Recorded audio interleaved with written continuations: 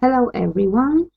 In this video tutorial, I'd like to introduce you to editor on Moodle and some advanced features it offers. So every time you'd like to start a new discussion topic and forum, you're going to work with the editor itself. You can see it here. So you would add the subject, which is a required field. I already got using Rich Editor on Moodle, that is my subject, and the message itself, so you can write it here, or you can probably paste some text, which I did right now. And on this toolbar, you can see some basic features, that is font, bold, or italics, or you can use lists, bulleted, numbered. You can insert some links, images, emoticons, and media, and you can also manage embedded files. But to have more features, which are available here, you will need to click on toolbar toggle to see them. And that is how you understand that editor is really rich. So Rich Editor offers lots of functions to be used depending on the aim of your text. So let me show some of the functions. For example, you can align text. The one I have here is aligned right, and you can use align left or align center. What is great about the editor that every time you can see a hint if you're not sure about the function of the icon. So what it suggests, so it explains actually. So you might need to change the color. Here it is, text color. So I'd like it. Okay.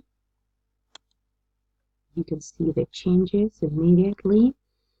You might need to change font family. Let's see, okay, the whole one. And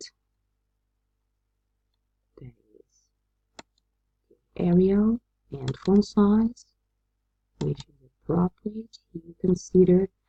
And what is also great about this Rich Editor that you can find some specific words, for example, authentic, and okay, so something is working. Okay, make sure it's direction down. Okay, so it is going to be down. See if it finds anything here.